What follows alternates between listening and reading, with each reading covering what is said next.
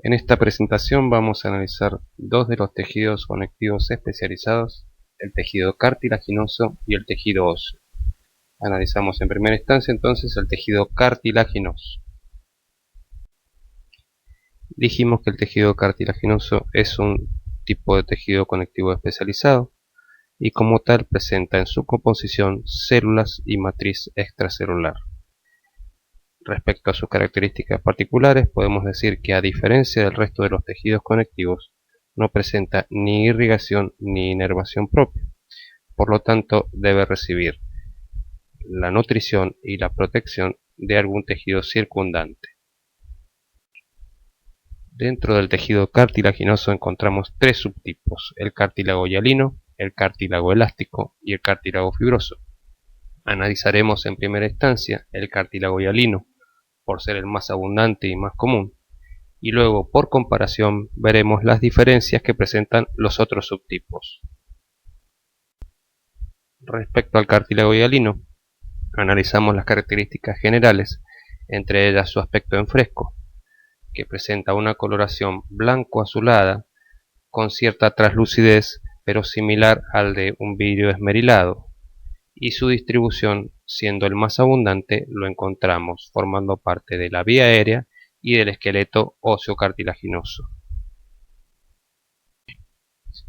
En esta diapositiva observamos una preparación histológica teñida con hematoxilina de eosina de un corte transversal de tráquea, en la cual observamos desde la luz hacia afuera un epitelio de revestimiento, la lámina propia formada por tejido conectivo laxo y una franja bien amplia de tejido cartilaginoso de tipo hialino, en el cual observamos su marcada basofilia, esto dado por su composición que analizaremos a continuación. El mismo se encuentra rodeado por un tejido conectivo denso denominado pericondrio que analizaremos más adelante.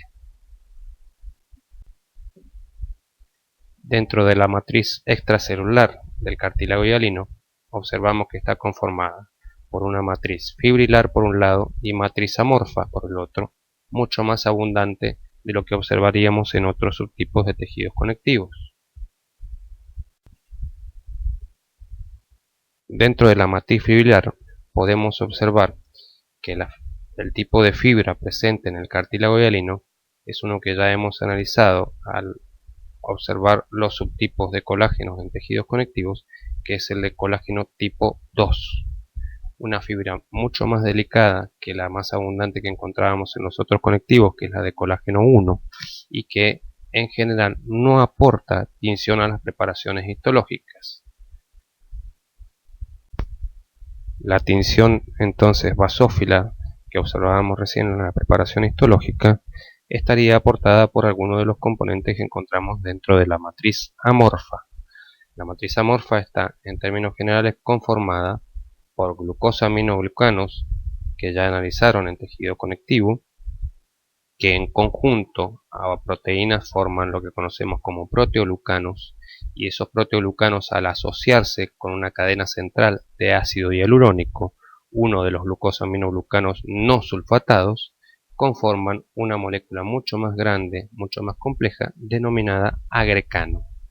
Por supuesto, siendo un tejido que presenta este tipo de composición orgánica, va a presentar gran cantidad de agua que es atraída por estos proteoglucanos, y asociada a esa agua tendremos los componentes minerales, iones de sodio, cloro y en menor medida calcio. En este esquema tomado de Junqueira observamos una cadena central proteica de la cual se desprenden numerosas cadenas de glucosaminoglucanos que se encuentran repelidos entre sí por sus cargas electronegativas, y esas mismas son las encargadas de atraer el agua y mantener la turgencia del cartílago hialino, que le da la rigidez característica de ese tejido. Entonces, a diferencia de otros tejidos relativamente rígidos como son los tejidos mineralizados, este tejido no presenta mineralización, sino que presenta una rigidez dada por la gran cantidad de agua atrapada en su interior, dando una elevada presión hidrostática en ese tejido, por la atracción que le generan estas cadenas de glucosaminoglucanos sulfatados con sus cargas electronegativas. En esta diapositiva observamos también de manera esquemática cómo se asocian los distintos componentes orgánicos de la matriz del cartílago. Observamos estas cadenas que corresponden a las fibrillas de colágeno tipo 2, asociadas a estas cadenas de ácido hialurónico, de las cuales se desprenden cadenas proteicas, de las cuales se desprenden los glucosaminoglucanos sulfatados, que en conjunto conforman lo que recién mencionamos como agrecano. Estas interactúan entonces con las fibrillas de colágeno y a su vez interactuarían con las células que conforman también este tejido que analizaremos a continuación. Siendo entonces que la matriz extracelular del cartílago hialino presenta una marcada basofilia aportada por uno de sus componentes orgánicos, que son los glucosaminoglucanos sulfatados, encontraremos que allí donde haya mayor densidad de esos glucosaminoglucanos sulfatados, la basofilia será más marcada que en el resto de la matriz. De acuerdo a ello, entonces, dividimos la matriz del cartílago hialino en dos subtipos, la matriz territorial y la matriz interterritorial. La matriz territorial es aquella mucho más basófila que la interterritorial y que rodea a las cavidades que contienen a las células del cartílago hialino. La matriz interterritorial es la que se encuentra entre una matriz territorial y la siguiente matriz territorial de otro que rodea o que delimita a otra de las células del cartílago hialino. Dicho esto, nos concentramos ahora en analizar las células propias del cartílago hialino.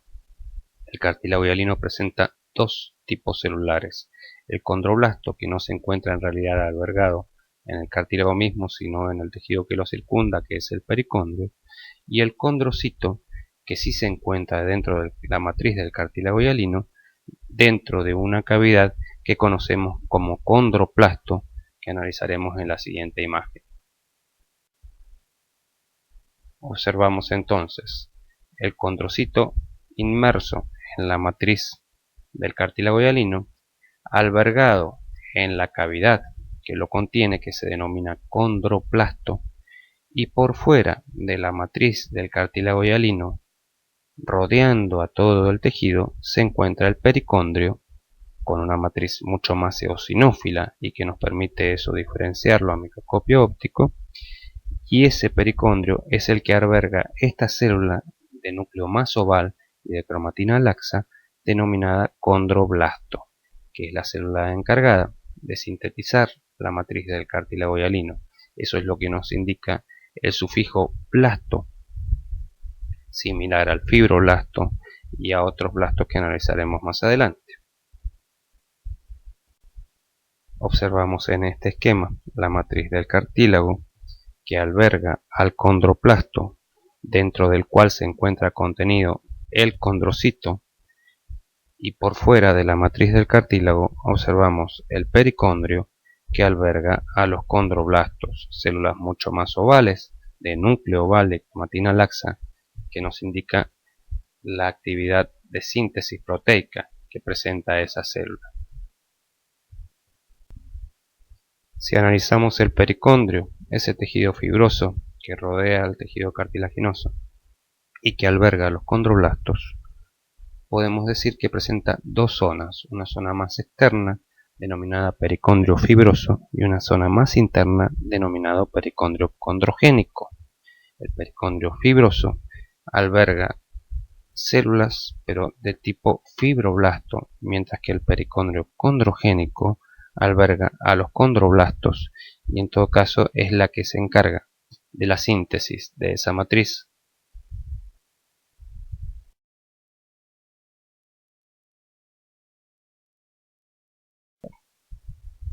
Volvemos a observar esta imagen en donde encontramos la matriz de cartílago, que alberga los condroplastos, que en su interior contienen a los condrocitos. Todo esto rodeado por esta gruesa capa de tejido conectivo denso, con dos zonas, una zona interna que alberga condroblastos, que son estas células ovales de cromatina laxa, y una zona externa que alberga fibroblastos, que son estas células de núcleo más aplanado y que presentan entre las células gran cantidad de fibras colágenas tipo 1, lo que le da esa característica de tejido conectivo denso. Entonces la zona que alberga los condroblastos es la que conocemos como condrogénica, y la que alberga los fibroblastos es la que conocemos como externa o fibrosa. En esta diapositiva volvemos a observar la preparación histológica de corte transversal de tráquea, en la cual veíamos el epitelio, la lámina propia y el tejido cartilaginoso delimitada por el pericondrio. Observen el contraste de la tinción basófila de la matriz del cartílago y la tinción eosinófila del pericondrio. Esta preparación histológica es un corte de pulmón teñido con hematoclina de eosina, en el cual observamos un bronquio con el epitelio de revestimiento, lámina propia y gran cantidad de glándulas, y franjas de cartílago hialino ya no dispuestos en una continuidad, sino que interrumpidos formando placas aisladas entre sí. Obsérvese la matriz del cartílago, que alberga los condrocitos en sus condroplastos, y el pericondrio, un poco más delicado que el que observábamos en la tráquea. En esta imagen a mayor aumento observamos la matriz del cartílago con su zona interterritorial de basofilia más clara y su zona territorial de basofilia más oscura, que delimita al condroplasto que alberga al condrocito. Observamos en esta imagen también una particularidad: algunos condroplastos albergan un condrocito, mientras que otros condroplastos albergan más de un condrocito. Ese grupo de condrocitos, que pueden ser 2, 4 y hasta 6, son condrocitos hijos de una célula madre que se dividió por mitosis, es decir, que el condrocito todavía conserva la capacidad mitótica, aun cuando ha quedado atrapado dentro de la matriz que lo circunda. Ese grupo de condrocitos es lo que conocemos como grupo isógeno, es decir, que tienen un mismo origen, una misma célula madre. Observamos además en esta imagen el pericondrio, con esa coloración característica más eosinófila de la que presentaba la matriz del cartílago, y en ella observamos células de cromatina mucho más laxa y de extremos de núcleos un poco más redondeados, que corresponden a los condroblastos, inmersos en la zona condrogénica o interna del pericondrio, mientras que más afuera observamos células de cromatina un poco más condensada y de extremos más ahusados, no redondeados, que corresponden a fibroblastos, es decir, los que están albergados en la zona externa o fibrosa de ese pericondrio.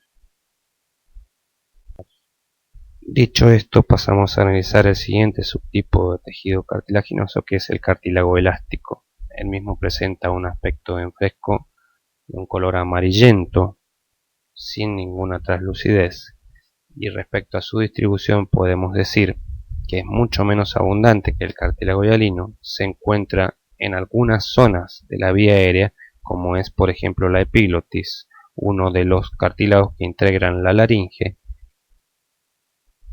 y en algunas zonas de las fosas nasales. Respecto a su composición, es bastante similar a la del cartílago hialino, siendo que se le agrega además gran cantidad de fibras elásticas que le dan sus características físicas y de aspecto en fresco. La tinción con hematoclina eosina es muy similar a la que observábamos en el cartílago hialino. basofilia en su matriz y eosinofilia en el pericondrio. Necesitamos tinciones especiales que discriminen a las fibras elásticas para poder observar una diferencia respecto al cartílago hialino. En esta imagen, teñida con una de esas tinciones especiales específicas para fibras elásticas denominada orceína, que le da una coloración rojiza a las zonas que presenten gran densidad de esas fibras elásticas, rodeando por ejemplo a los condroplastos en su matriz territorial mucho más abundante que en su matriz interterritorial, y observamos además una característica propia del cartílago elástico, que hay mayor densidad de condrocitos en una menor área de matriz de cartílago. Es decir, están más agrupados los condrocitos en el cartílago elástico que en el cartílago hialino.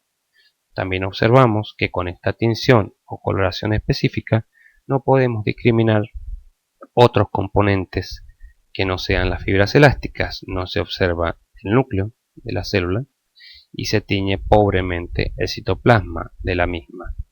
Respecto al pericondrio, también observamos que no podemos discriminar los distintos tipos celulares que puedan haber allí, ni los distintos tipos de fibras que puedan haber allí, porque no discrimina otro tipo de fibras que no sea la fibra elástica.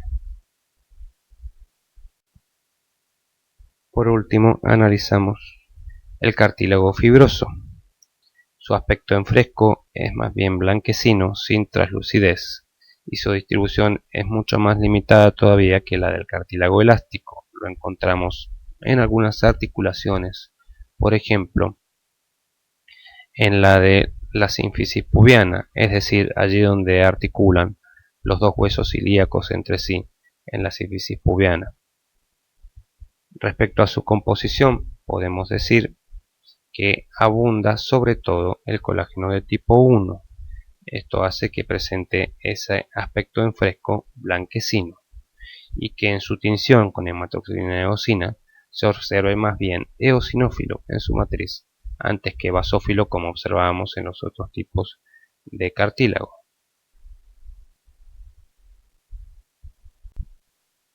Por último, analizaremos los tipos de crecimientos que puede presentar el tejido cartilaginoso en general.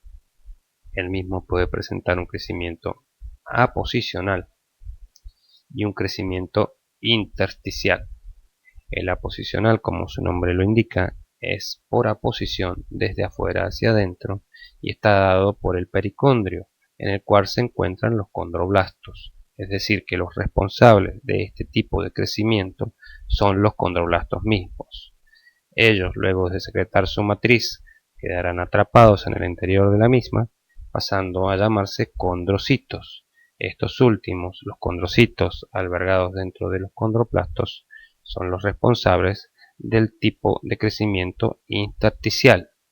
Este está dado, por un lado, por la capacidad mitótica de los condrocitos, que al dividirse en células hijas agrandan al tejido mismo, y por otro lado por la capacidad de síntesis reducida que presentan los condrocitos respecto a la capacidad que presenta el condroblasto, pero que se conserva con una capacidad de síntesis de matriz, aportando en cierta manera también al crecimiento desde adentro hacia afuera, por lo que lo denominamos intersticial.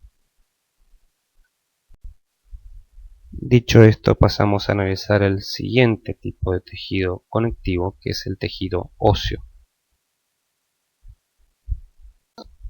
Como características generales del tejido óseo, siendo un tejido conectivo, podemos decir que presenta abundante sustancia intracelular, en este caso mineralizada, células muy distantes entre sí, y algo que no encontrábamos en el cartílago, que sí encontramos en el resto de los tejidos conectivos, que es la irrigación e inervación propia, inmersa dentro de su matriz. Respecto a la distribución, podemos decir que conforma el esqueleto óseo, y respecto a sus funciones las analizaremos a continuación. Dado que El tejido óseo conforma el esqueleto óseo, conforma a los distintos huesos que integran al esqueleto óseo. La función principal, podemos decir, de este tejido óseo es el de proveer inserción a los músculos estriados que le dan movilidad a las distintas partes de nuestro organismo y a nuestro organismo. Otra función no menos importante es la de actuar de reservorio de minerales, puesto que está mineralizada en su matriz, actúa como reservorio de calcio y de fosfato. El calcio es un mineral muy necesario para la fisiología de nuestro organismo, para la coagulación, para la contracción muscular, tanto del músculo estriado como del músculo liso, como del músculo estriado cardíaco. Sin él, sin una concentración apropiada de este mineral en la sangre, que conocemos como calcemia, estas funciones no pueden llevarse a cabo. Entonces, cuando nuestro organismo lo requiere por falta de ingesta en la dieta, será tomado este mineral desde la matriz misma del hueso. Por último, una función no menos importante es la de albergar la médula ósea. La médula ósea es el tejido encargado de formar, de sintetizar los distintos componentes de la sangre, los elementos formes de la sangre. Esta médula ósea se encuentra albergada en una parte interna de los distintos huesos que conocemos como hueso esponjoso. Dicho esto, pasamos a analizar la composición del tejido óseo. Como tejido conectivo que es, presenta su matriz extracelular y células. La matriz extracelular está conformada por aproximadamente un 30% de matriz orgánica, un 50% de materia inorgánica y alrededor de un 20% de agua. Ese 30% de matriz orgánica que mencionábamos está conformado en su mayoría por colágeno de tipo 1. Otras proteínas no colágenas, proteínas de adhesión, proteínas estructurales, que conforman alrededor de un 9%, y proteoglucanos, la parte amorfa, podríamos decir, de esta matriz orgánica, que conforma apenas el 1% de la totalidad de la matriz orgánica. Obsérvese entonces el contraste dentro de la composición orgánica del tejido óseo respecto del tejido cartilaginoso, en el cual era mucho más abundante la parte amorfa que la parte fibrilar. Observamos que de esa gran composición inorgánica que presenta la matriz extracelular del hueso, lo más abundante es la hidroxiapatita, un cristal, un mineral cristalizado de fosfato de calcio. Le sigue en abundancia el carbonato de calcio, una sal amorfa que no aporta a esa estructura resistente que sí aporta la hidroxiapatita, y otras sales minerales que apenas conforman el 5% de la totalidad de esa composición inorgánica del hueso. Respecto a las células del hueso, observamos que presenta tres tipos celulares. Comparándolo con los distintos tipos de tejidos conectivos que hemos analizado hasta aquí, encontramos el blasto, en este caso un osteoblasto, el cito, el osteocito, y se agrega un tercer tipo celular, que es el osteoclasto, relacionada con la fisiología del tejido óseo diferente a la fisiología de otros tejidos conectivos, en la cual encontramos una reabsorción y neoformación permanente, a diferencia del resto de los tejidos conectivos, por lo cual una célula que reabsorbe este tejido es fisiológica, es normal y por lo tanto la analizamos en esta materia. Veamos entonces en principio las características del osteoblasto. La función, como dijimos, siendo un blasto, es la de síntesis de la matriz orgánica y además se suma la de participar en la mineralización de esa matriz orgánica. Respecto a su estructura, podemos decir que es una célula que presenta como célula de síntesis, presenta una cromatina laxa, presenta gran cantidad de retículo endoplásmico rugoso, por lo cual su citoplasma presenta una marcada basofilia y presenta además un Golgi muy desarrollado. Respecto a su forma, tiene que ver con su ubicación. Si se ubica en el periósteo, que es el tejido que circunda el hueso, será una célula más bien cúbica, y si se ubica en el endostio, que es una zona, un tejido que se encuentra en todas las partes internas del hueso, tendrá una forma más bien aplanada.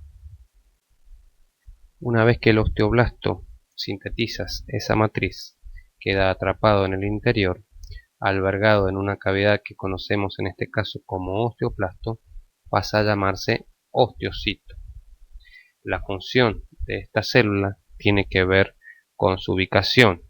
Es la encargada del mantenimiento de la matriz que lo circunda. Por lo tanto, presenta todavía algún desarrollo de organelas. Su forma es la de una célula aplanada, con una forma comparable a la semilla de un zapallo, pero con numerosas prolongaciones citoplasmáticas que discurren por conductillos que conectan un osteoplasto al otro que lo rodea, denominados conductillos calcóforos. Es decir, todos los osteocitos están comunicados con los osteocitos vecinos a través de esas prolongaciones citoplasmáticas que discurren por esos conductillos calcóforos. Esto es lo que garantiza la función al unísono, el funcionamiento al unísono de estos osteocitos. Observamos en esta imagen los osteocitos aplanados, como decíamos recién, con numerosas prolongaciones citoplasmáticas que lo conectan con las prolongaciones citoplasmáticas de otro osteocito vecino. Una célula entonces aplanada con cierto grado de desarrollo de organelas, y se ubican entonces dentro, inmersas en la matriz dentro de sus osteoplastos, y que se encuentran comunicados entre sí a través de estos conductillos calcóforos que observamos en negro aquí.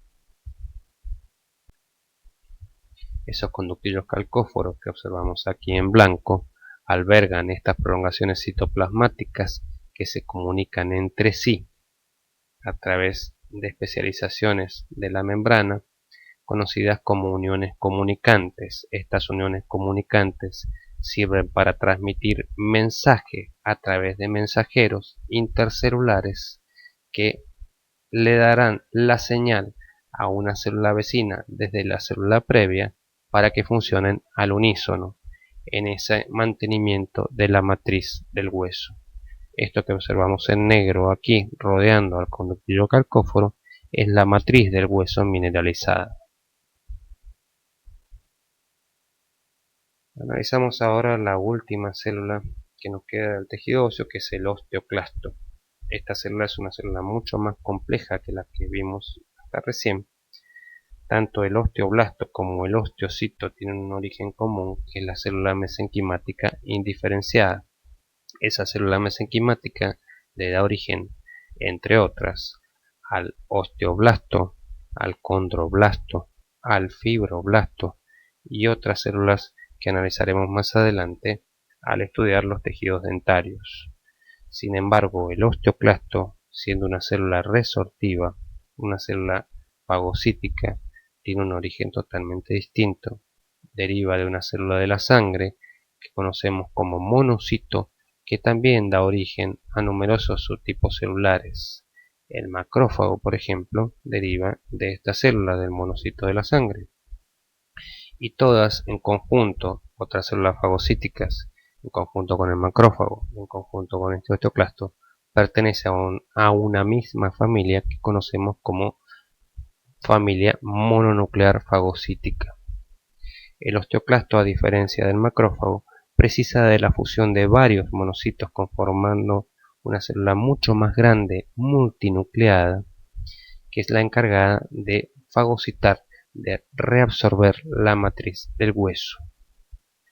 Respecto a su estructura, podemos decir que como se trata de una célula fagocítica, tiene muy desarrollados los lisosomas, tiene muy desarrollada la presencia de mitocondrias encargadas del movimiento de protones y otros minerales relacionados con la reabsorción de la matriz inorgánica. La ubicación tiene que ver con el lugar de la reabsorción que está produciendo, que luego de producir una primera reabsorción lo transforma en una laguna que lo alberga, denominada laguna de Hauship.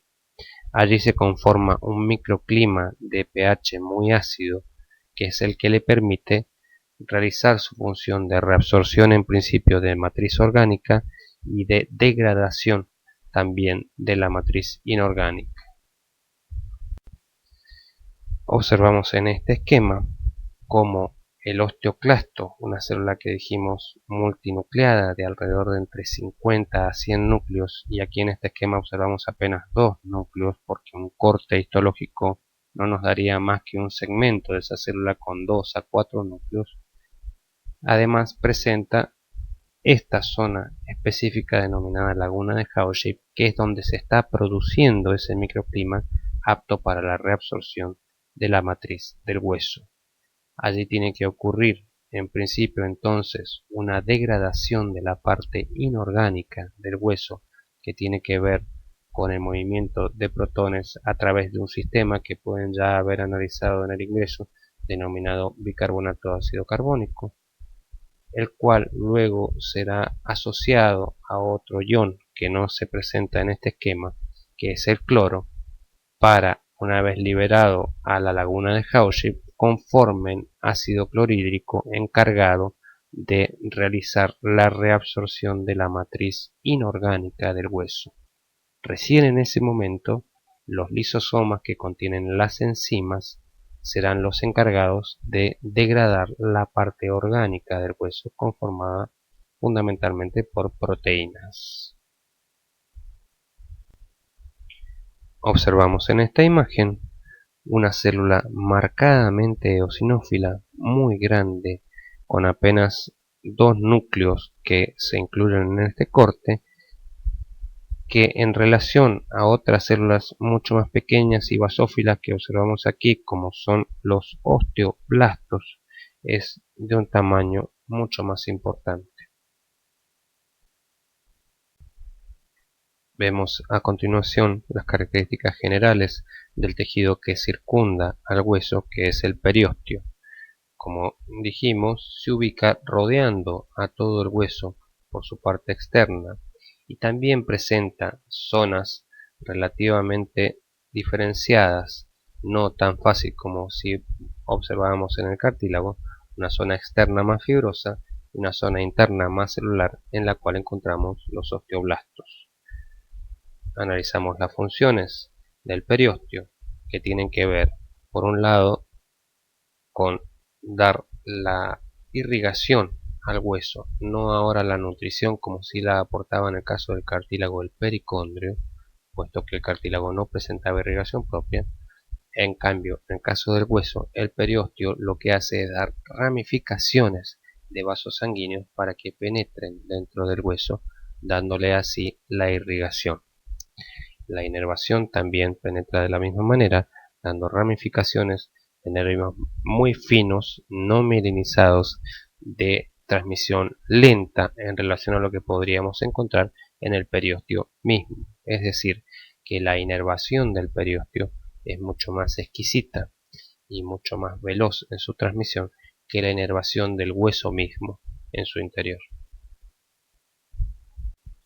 El endostio, en cambio, es una fina capa de tejido que tapiza todas las cavidades internas del hueso, llámense conductos, llámense celdillas del hueso esponjoso, están todas tapizadas por esta fina capa que está conformada fundamentalmente por osteoblastos de estructura aplanada, no tan cúbicas como encontrábamos en el periósteo, más bien entonces aplanadas, y cuya función tiene que ver justamente con este tipo celular, la síntesis de la matriz y mantenimiento de la matriz.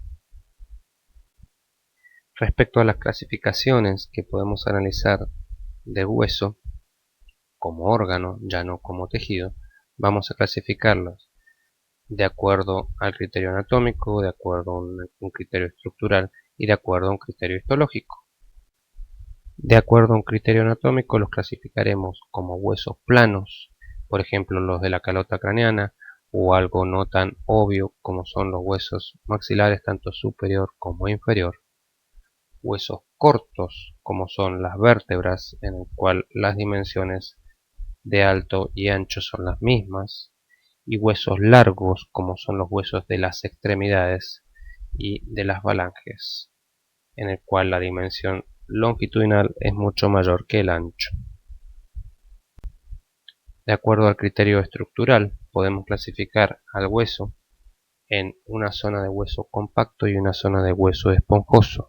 En la mayoría de los huesos encontramos una zona de hueso compacto en el exterior y una zona de hueso esponjoso en su interior, excepto en algunas zonas de los huesos largos, en la cual el centro del hueso está hueco, está lleno de médula ósea, pero sin presentar tejido óseo. Todo esto delimitado por hueso compacto solamente. Por último, el criterio histológico es el que lo divide en hueso primario y en hueso secundario. Erróneamente, en algunos textos podemos encontrar esta clasificación como hueso inmaduro para referirse al primario y hueso maduro para referirse al secundario. ¿Qué quiere decir esto? El hueso primario es un hueso que presenta todas las características de un hueso mineralizado respecto a su composición, pero la organización de esa matriz, tanto orgánica como inorgánica, no es la que presenta el hueso en general. El hueso secundario es el que se forma luego de la reabsorción del primario y una neoformación para adecuar la disposición de sus componentes, tanto orgánicos como inorgánicos, a los requerimientos de resistencia, formando estructuras que conocemos como laminillas óseas y que analizaremos a continuación.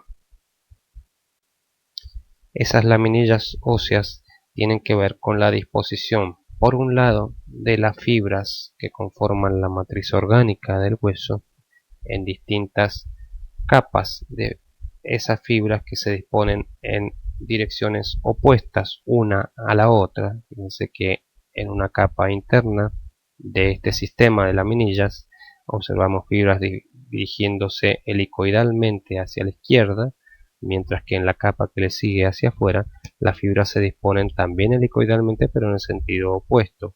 La capa que le sigue hacia afuera tendrá otra vez un cambio de dirección de sus fibras, y esta disposición de este cilindro de fibras colágenas en capas de direcciones opuestas le da una resistencia extraordinaria al hueso que no presentaría si fuese todo hueso primario. Entonces, este conjunto de laminillas forman los sistemas de laminillas que analizaremos y que mencionaremos a continuación. Vemos que los huesos compactos entonces presentan 4 tipos de sistemas de laminillas. Uno que conocemos como circunferencial externo, que es el que se dispone todo alrededor del hueso, en la parte más externa, justo por debajo del periósteo. Un sistema que conocemos como circunferencial interno, que es el que tapizaría en su interior al hueso, lo que conocemos como hueso esponjoso en el caso de que esté presente, o canal medular en el caso de que el hueso no esté presente, como dijimos más temprano, en el caso de los huesos largos. Otro sistema de laminillas, que es el más abundante, es el que conocemos como sistema de Havers, y por último, el que se ubica entre un cilindro y otro de sistemas de Havers es el que conocemos como sistema intersticial.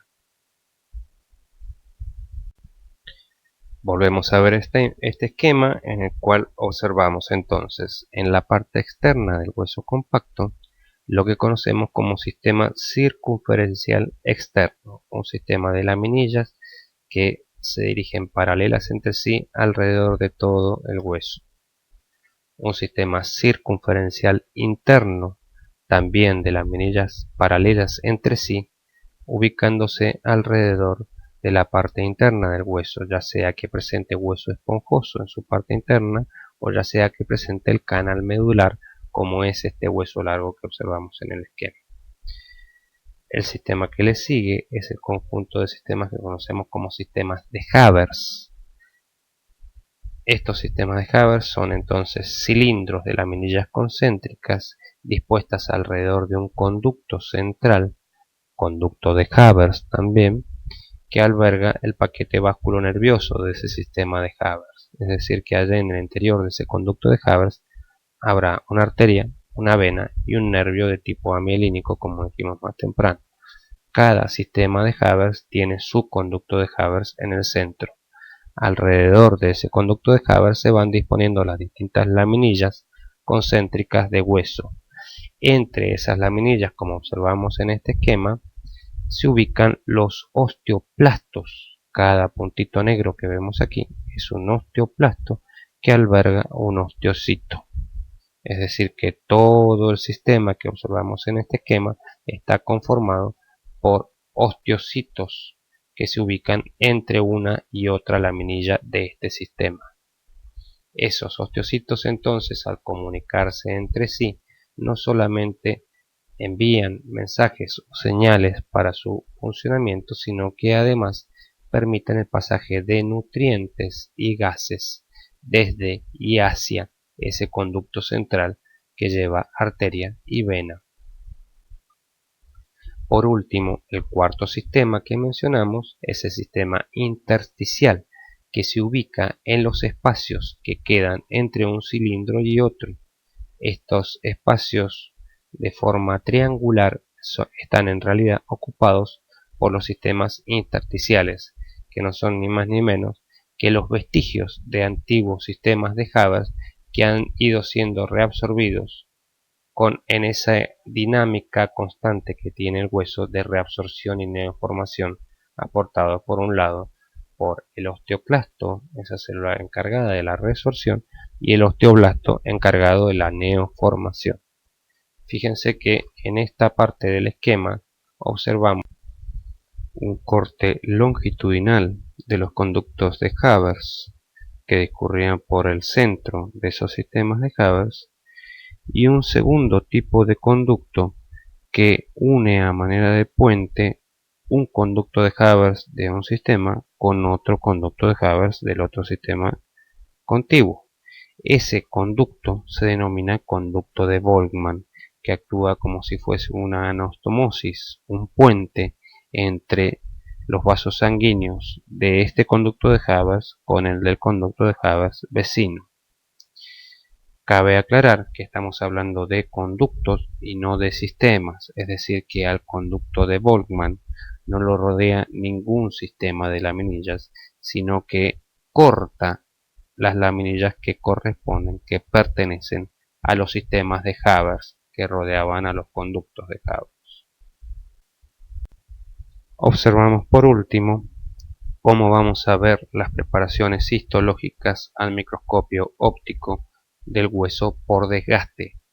La preparación por desgaste es una preparación que no lleva ningún tipo de tinción, es decir, se toma el hueso seco, sin ningún tipo de componente orgánico, y se lo lija, se lo gasta hasta obtener una fina capa de no más de 50 a 100 micras que permita que la luz lo atraviese y que se observen sus componentes, pero recuerden que estamos hablando solamente de sus componentes inorgánicos y de los espacios que quedaron luego de perderse sus componentes orgánicos o celulares.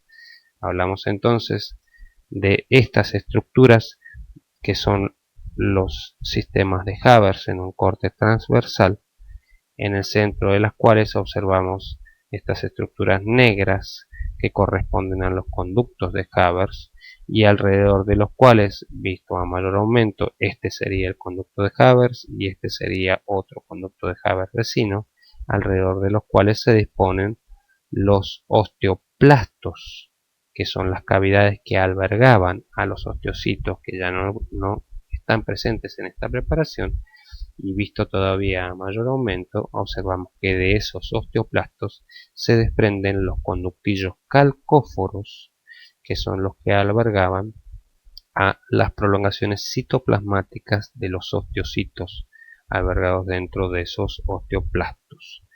Obsérvese el detalle de que todas las prolongaciones citoplasmáticas que iban por esos conductillos calcóforos toman una misma dirección, es decir, que no salen radiados de igual manera hacia un lado que hacia otro. Tomarán la dirección que se dirige fundamentalmente hacia el centro del sistema de Haber, en donde está el conducto de Haber que alberga los vasos que traen y llevan los gases y nutrientes para estas células, es decir, que dirige todas sus prolongaciones, todos sus conductillos hacia ese conducto de Haber central, que es el que le permite la nutrición y la oxigenación.